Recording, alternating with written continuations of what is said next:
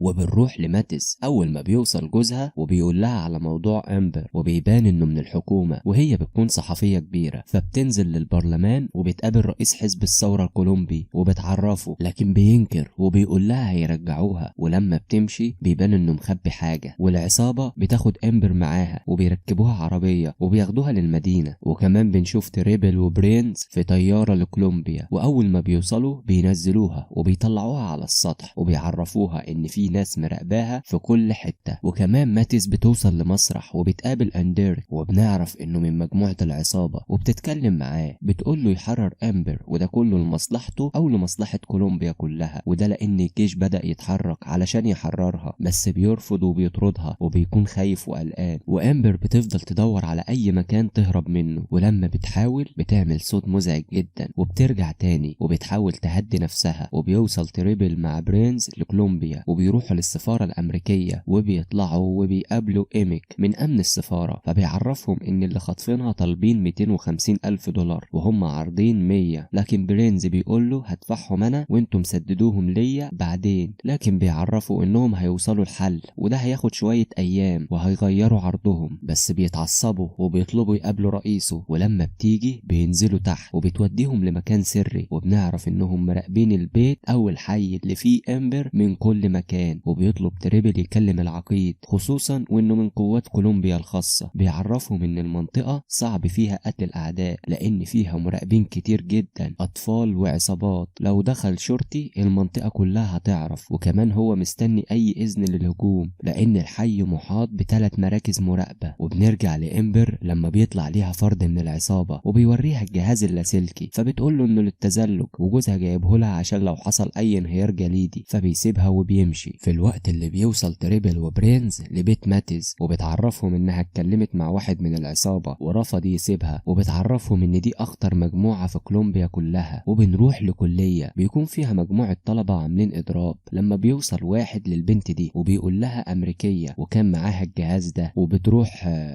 زي ما انتوا شايفين، وواضح انها صاحبة كل حاجة هي وصديقتها، وبتطلب واحد يجيب امبر من فوق. ولما امبر بتوصل لها بيعرفوها انهم اتفاوضوا مع جوزها بس خايفين يسيبوها تكون من المخابرات، لكن هي بتنكر وبتتهرب بس ما بيصدقوهاش. علشان كده بيجي لتريبل مكالمة من السفارة بتقوله انهم لغوا المفاوضات وممكن يحبسوها ل20 سنة او يقتلوها دلوقتي، واحنا بنخطط لانقاذها، وده كله بسبب الجهاز اللاسلكي. بيحس برينز بالندم وبيتضايق منه تريبل وبيقول له انه مش هيسيبها تموت، وبيبداوا يخططوا علشان ينقذوها. وبنروح بالليل لما برينز بيرجع معاه شنطة اسلحة وبيجهزوا هما الاتنين وبينزلوا في تاكس، وكمان بيوصلوا للحي وبيحددوا مكانها في الوقت اللي بتشوفهم الحكومة، وبيبلغوا العقيد فبيقول انهم تبعوا ومحدش يكلمهم. وبيتسلق تريبل المباني وبرينز بيدخل البيوت من تحت، لكن بيلاقي حفرة في الجدار وواضح انهم هربوا منها لان البيت بيكون فاضي. وكمان تريبل بيلاقي السطح فاضي، بس واحد من العصابة بيشوفهم وبينزل يبلغ الباقي وبيحاصروهم وبيبدأوا في ضرب النار على العصابة، والحكومة بتكون بتحميهم من بعيد. بتخلص بخروجهم من الحي بعد ما بيموتوا ناس خطر لكن ما بيلاقوش امبر.